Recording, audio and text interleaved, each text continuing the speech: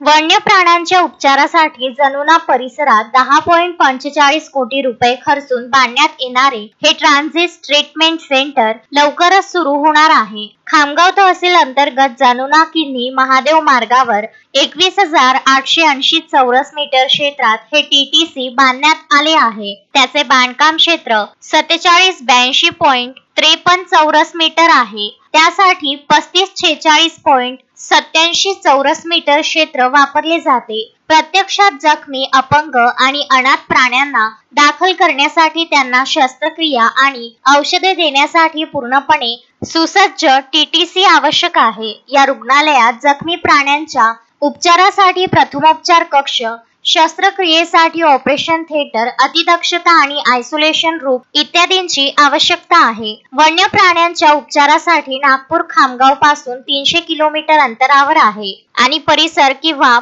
Pune 450 kilometre अंतरावर घेऊन जावे लागत आहे. जखमी वन्य प्राण्यांना उपचारासाठी विलंब झाल्यामुळे रुग्णालयात नेणे आवश्यक होते. म्हणूनच उपचारांना विलंब होऊ नये म्हणून सरकारने खामगाव तहसीलच्या जनुना परिसरात हे TTC बांधली आहे, ज्यामध्ये एकूण 20 पिंजरे बांधण्यात आले आहेत. याशिवाय ऑपरेशन थिएटर, एक स्टोअर, एक्स-रे रूम, 2 प्रशासकीय कार्यालय, स्टोअर आणि स्वयंपाकघर, ICU, 3 इंडोर रुग्ण खोल्या बांधण्यात आल्या आहेत. याशिवाय प्राण्यांचा बंदोबस्त, पक्ष्यांचा बंदोबस्त, पशुवैद्यकीय ब्लॉक A आणि B, शवविच्छेदन कक्ष, बर्निंग शेड बांधण्यात आले आहे. सदरील उपचार केंद्रात विविध प्राण्यांवर उपचार करण्यात येईल. उपचार केंद्रात एकूण 20 पिंजरे निर्मित करण्यात आले आहे व त्याला जोडूनच प्राण्यांच्या नैसर्गिक अधिवासाकरिता पिंजरे बांधण्यात आले आहेत. संपूर्ण उपचार केंद्र बंदिस्त स्वरूपाचे आहे. उपचार केंद्रात उपचार पिंजरा,